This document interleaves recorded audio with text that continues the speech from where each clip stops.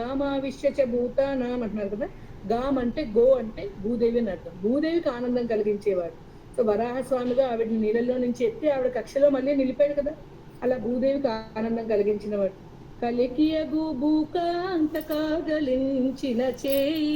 So అలా భూకాంతను ఉద్ధరించి వరాహస్వామి కూడా గోవిందనామంతో పిలువబడ్డారు. So Govinda అంటే భూమికి ఆనందం కలిగించేవాడు, ఇంద్రియాలకు ఆనందం కలిగించేవాడు, తర్వాత వేదాలకు ఆనందం కలిగించేవాడు, మన బృందావనంలో ఆవులన్నిటికీ ఆనందం కలిగించేవాడు. గోవిందుడు అంటే గోవులకు ఆనందం కలిగించేవాడు. గోపాలుడు అంటే గోవులను పాలించేవాడు. వాళ్ళు వెనకాల వెళ్ళి వాటికి గడ్డి మేపేయడం, అక్కడ నీళ్లు తాగించడం. వీళ్ళ కాలిందిలో నీళ్లు తాగేసి చనిపోతే కాళీ మర్దనం చేశాడు ఆయన. ఆవుల కోసం గోపబాలుడు కోసమే అనమాట. ఆయన గోపాలుడు, గోప బృందాపాలుడు కూడా అనమాట. గోవింద గోపాల బృందావన పురందర. ఆయన అఖిలాండ కోటి బ్రహ్మాండ నాయకుడు. కానీ ఆ బృందావనంలో పురందర అంటే సిటిజన్, ఆ సిటీలో ఉండేవాడు అనమాట. రాధారాణినేమో బృందావనేశ్వరి అనేవారు మా ప్రభు ఎప్పుడు చెప్తారు.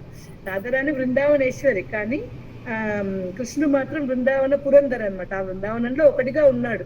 నార్మల్ గా వాళ్ళ ఫ్రెండ్ లాగా వాళ్ళల్లో ఒకటిలా ఉన్నాడు. వాళ్ళు ఎవరు ఈయనని దేవాది దేవుడు అని ప్రేమించలేరు. కృష్ణుడు ఏం చేస్తే వాళ్ళకి అదే గొప్ప. కృష్ణుడు అంటే వాళ్ళకి చాలా ప్రేమ అనమాట. సుఖదేవ్ గోస్వామి కూడా శ్రీమద్ భాగవతంలో ఆ బ్రజవాసుల యొక్క మహాభాగ్యాన్ని కీర్తిస్తున్నాడు. అహో భాగ్యం అహో భాగ్యం నందగోప వ్రజౌకసం ఎన్మిత్రం పరమానందం పూర్ణం బ్రహ్మ సనాతనం.